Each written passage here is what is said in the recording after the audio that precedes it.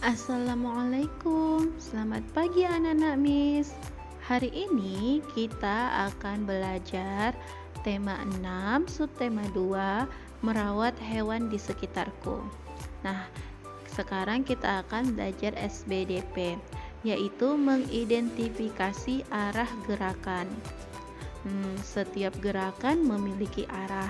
Ada gerakan ke kiri dan ke kanan, dan ada juga gerakan ke atas dan ke bawah. Nah, sekarang anak-anak Miss coba lihat dan perhatikan gambar ini ya. Yang pertama yaitu menirukan gerak kelinci meloncat ke arah kanan. Nah, dan ini juga ada gerak menirukan gerak ayam mematuk ke arah kiri. Nah, ternyata ada juga gerakan tumbuhan, yaitu seperti contoh di gambar ini menirukan gerakan pohon ke arah kiri. Sekarang kita akan memperagakan gerak sesuai hitungan, yaitu menirukan salah satu gerak hewan sesuai hitungan. Contohnya misalnya hewan kata atau kodok. Nah, anak-anak Miss bisa melihat gambar. Nah, yaitu gerakan meloncat ke arah kiri. Lompat 1, 2, 3, 4, 5, 6, 7, 8. Nah, sekarang anak Miss juga bisa memperagakannya meloncat ke arah kanan dengan hitungan yang sama. 1, 2, 3, 4, 5, 6, 7, 8. Nah, sangat mudah kan? Anak-anak Miss bisa mencontohnya di rumah ya. Sekarang kita akan belajar matematika, yaitu tentang jenis-jenis timbangan. Nah, ada 4 jenis timbangan loh. Yang pertama, timbangan kue. Nah, gambarnya seperti ini ya. Timbangan kue ini fungsinya sebagai alat takar saat kita akan membuat kue. Adapun bahan makanan yang dapat ditimbang dari timbangan kue seperti tepung tapioka, tepung beras, gula pasir, dan aneka kacang. Yang kedua yaitu timbangan pasar. Contoh gambarnya seperti ini ya. Timbangan ini biasanya digunakan di warung atau toko kelontong untuk menimbang gula pasir, telur, minyak goreng, dan tepung terigu. Timbangan ini biasanya dapat menimbang benda lebih banyak dari timbangan kue. Next, yang ketiga yaitu timbangan digital. Timbangan digital adalah timbangan yang menggunakan listrik dalam penggunaannya, dan nilai pengukuran yang dihasilkan itu pasti lebih teliti dibandingkan dengan timbangan pasar. Timbangan ini biasanya digunakan di pasar swalayan untuk menimbang buah, sayur, dan daging.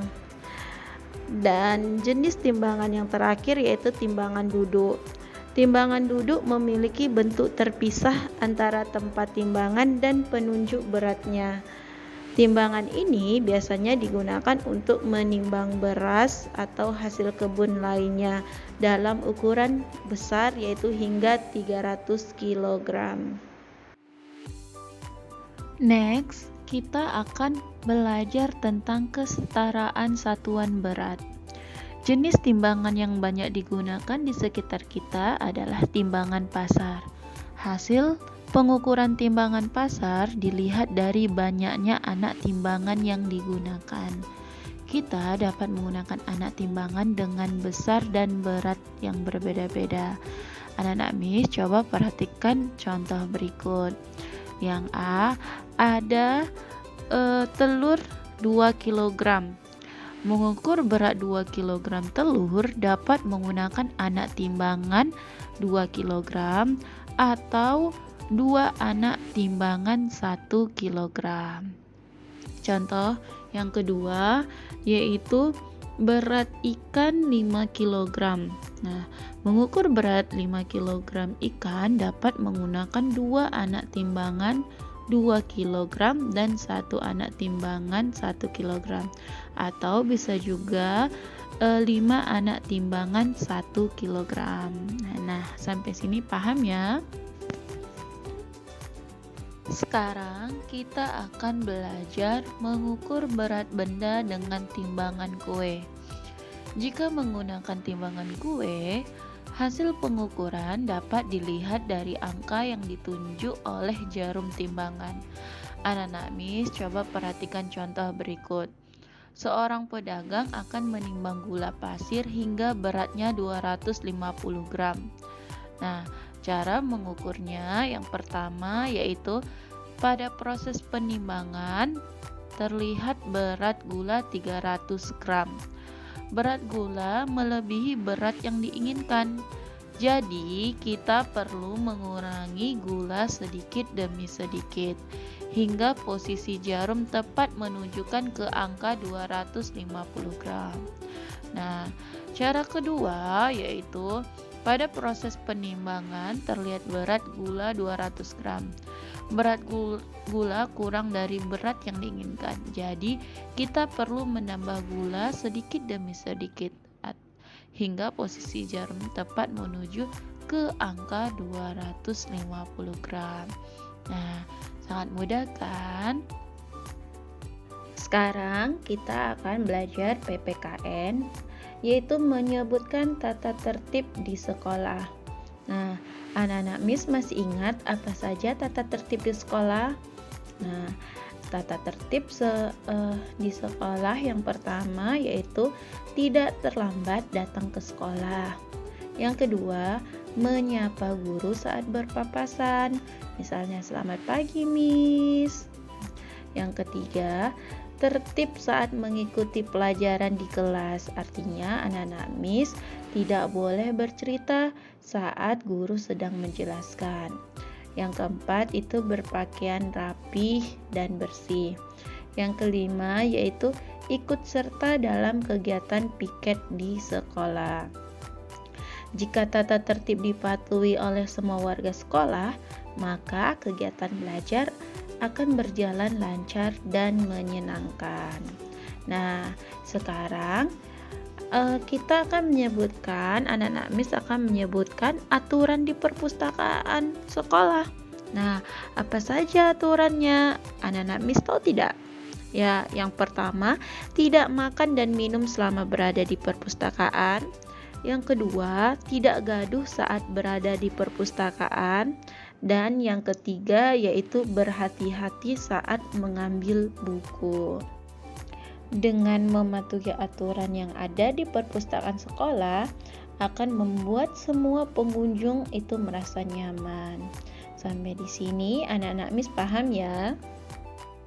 Nah, sekarang kita akan belajar bahasa Indonesia tentang aturan menggunakan huruf kapital pada teks. Apa itu huruf kapital?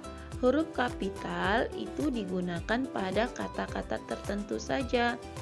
Adapun beberapa kata yang harus menggunakan huruf kapital dalam penulisannya, yaitu yang pertama, kata di awal kalimat.